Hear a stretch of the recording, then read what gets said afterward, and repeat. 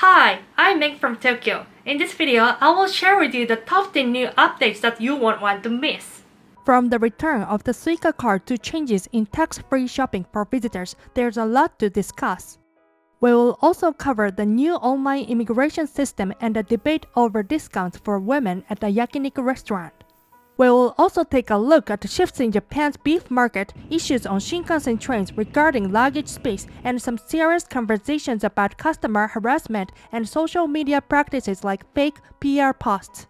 Plus, we will explore the upcoming change in Japan's political landscape as Prime Minister Fumio Kishio steps down and the country prepares for new leadership. Before we begin, let me share with you a bit. We are offering private tours as well in Tokyo. If you're interested, please contact me through the link below. Okay, then let's go. Number 1. Suica Updates. As I mentioned in a previous video, Suica is an essential IC card for getting around on trains and buses in Japan. We are excited to announce that the long-awaited Suica card is finally back for purchase. It's provided by Japan Railway, also known as JR, and is well known for its cute penguin mascot. Using Suica allows you to skip the long ticket lines and possibly get a small discount on fares. Plus, it works like a prepaid or credit card for quick payments at convenience stores, supermarkets, and vending machines. Now, here's why it's big news. Due to a global semiconductor shortage, the release of new IC cards have been put on hold since last year because of a lack of IC chips. But now that stock has been secured, sales of personalized Suica cards which are linked to your personal info has restarted in September. For short-term visitors to Japan, the welcome Suica cards which were only available at Haneda Airport are now available at Tokyo and Shibuya stations too. Good news for iPhone users. You can issue a Suica card right from your phone even before you land in Japan. Android users cannot do this yet, but I will keep you posted on any updates. Number 2. Tax exemption for foreigners. Big changes are coming to the tax exemption system for foreign visitors to Japan in 2025. Up until now, travelers could enjoy tax-free shopping just by showing their passport at checkout. But because of a rise in domestic resales, the system is being updated. Instead of getting an instant exemption, consumption tax will be refunded when purchases are confirmed upon leaving Japan. We talked about this in the previous video, and while it may seem like a downside, there's actually some good news too. The Japan Tourism Agency is pushing for two major improvements to the duty-free system. 1. No more special packaging for consumables.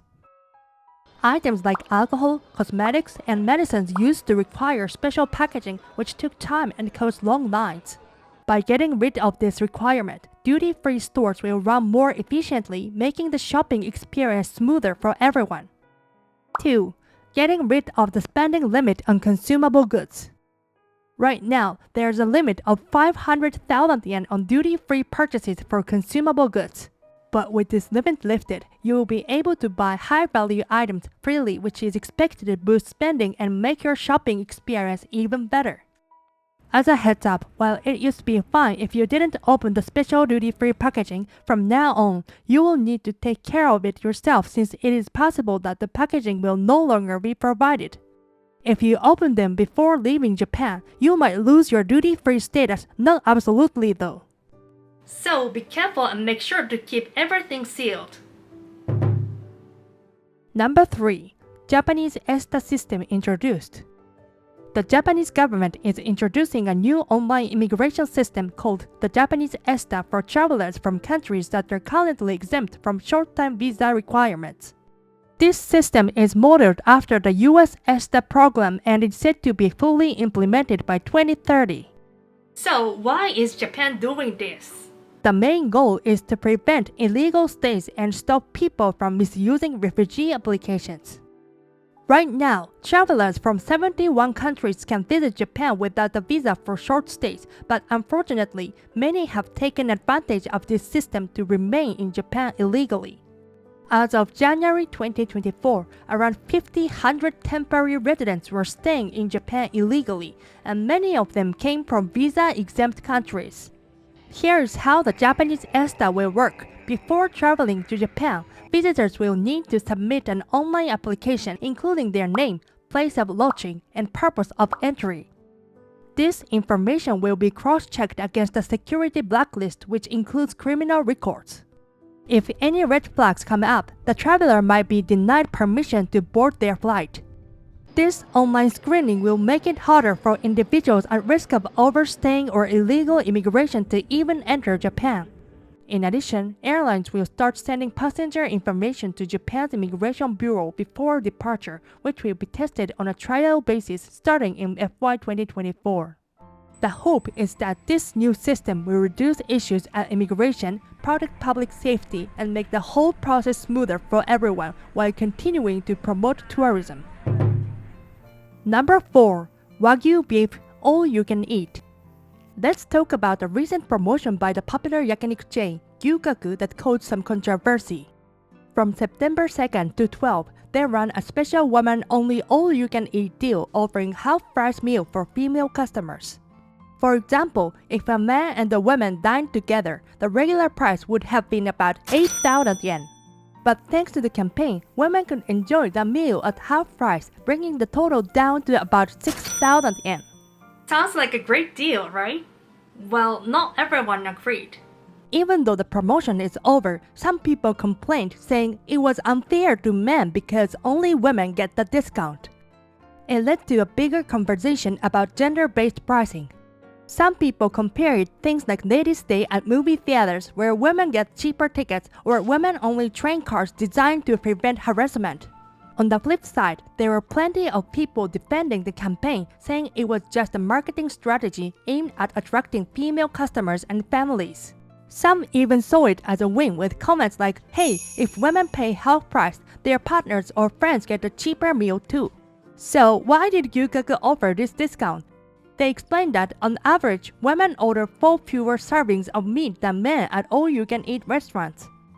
The campaign was designed to bring in new customers and offer a more affordable dining experience. What do you guys think about this? Was it a clever marketing strategy or do you think it was unfair? Number 5. Shift away from Wagyu beef. Wagyu beef has been considered a luxury in Japan for a long time, but recently we are seeing a shift. Rising prices, health concerns, and a declined appetite for fatty meats, especially among older consumers, have all played a part. You would think that with these price hikes in the Japanese economy, Wagyu would be getting even more expensive, but interestingly, the opposite is happening. Wagyu is pricier than other meats like pork and chicken, and many shoppers are deciding it's just not worth the extra cost. They're choosing cheaper options, so more grocery stores are stocking less Wagyu. In fact, the wholesale price of Wagyu has been pretty stagnant. It's actually its lowest point since the drop in demand during COVID-19 pandemic back in 2020. According to the Nihon Keizai newspaper, the highest grade of Wagyu, known as A5, was priced at around 2,400 yen per kilogram in July 2023. That's about 7% lower than the same time last year, and the price has been dropping for 5 months straight. The main issue is that Wagyu is simply too expensive for many people to buy regularly. It's a luxury food, and let's be real, most of us don't eat luxury items every day. This has led to a shift in grocery stores where less expensive cuts of beef are now in the spotlight. So, what do you think? Is Wagyu still worth the price? Or would you stick to more affordable meats? Number 6. Luggage problems on the Shinkansen. Let's talk about a common issue on Shinkansen trains, the use of the oversized luggage space. This space is for large carry-on bags, and although it's free, you must reserve it in advance with your seat. But lately, more and more people, especially foreign tourists, are using the space without permission, which has been causing frustration for other passengers. One social media post highlighted this problem, where the person shared their experience.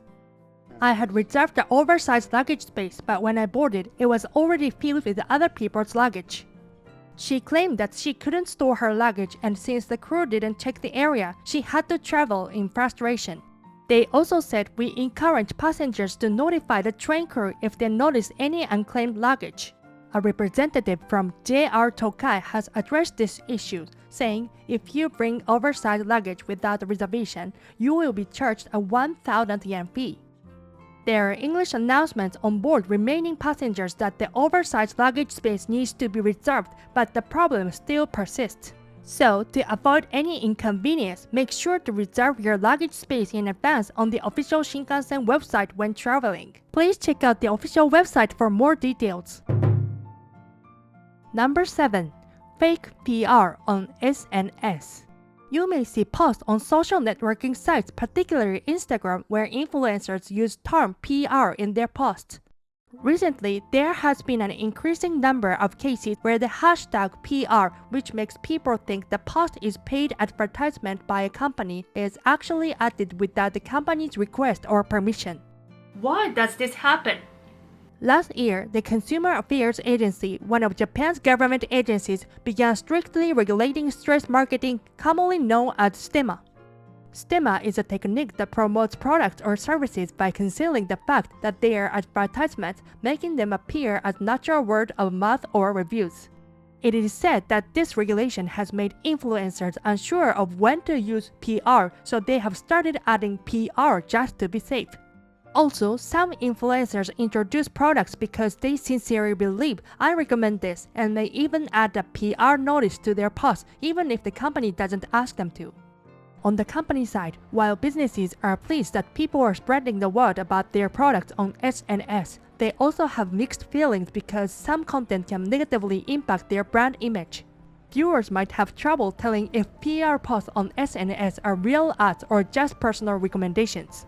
The Consumer Affairs Agency has pointed out that PR by itself is hard for consumers to understand, and they will closely monitor future changes in this area. Number 8. Crowded ticket counter for train. At major JR stations, there are information centers called Midori no Madoguchi. Here, you can purchase tickets for the Shinkansen and limited express trains, as well as IC cards called Suica, which is convenient for train use. Recently, congestion at the Midori no Madoguchi has become a big problem. Specifically, it is not unusual to wait in line for up to an hour to purchase a ticket at major Tokyo stations such as Shinjuku, Ueno, and Ikebukuro. Of course, you can also purchase Shinkansen tickets from reserved seat ticket machines or via Ekinet.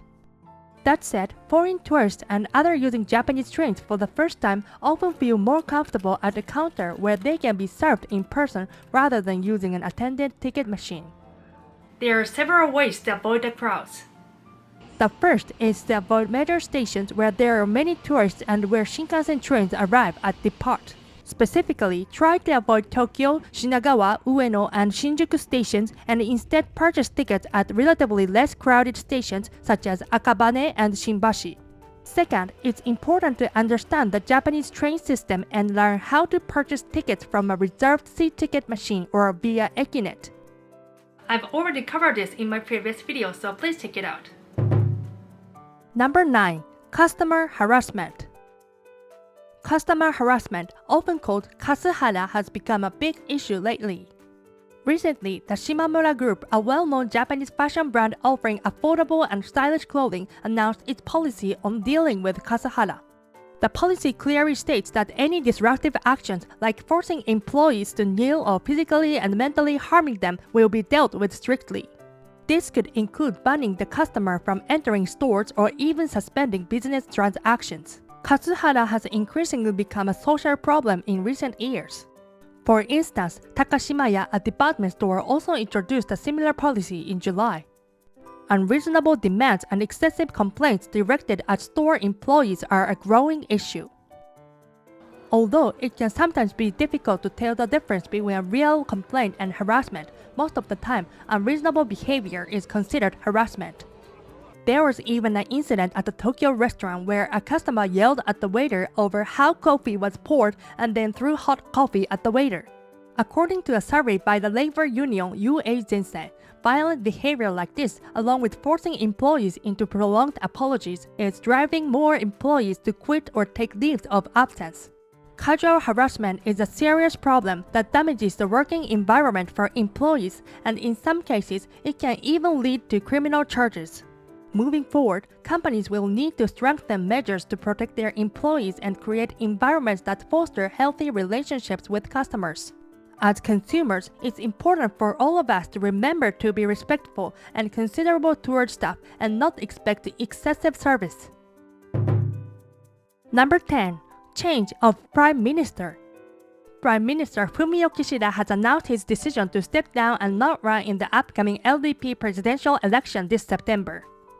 Kishida explained that he made this choice to refresh the party's image, saying it's time to show that the LDP is ready for change.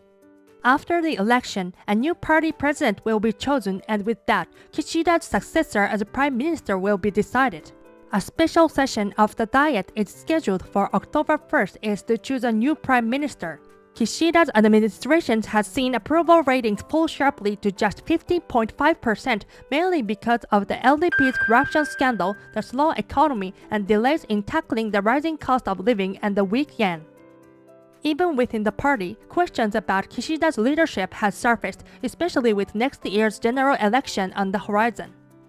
In an August poll, former LDP Secretary General Shigeru Ishiba emerged as the most favored candidate to succeed Kishida, with 16% of respondents backing him.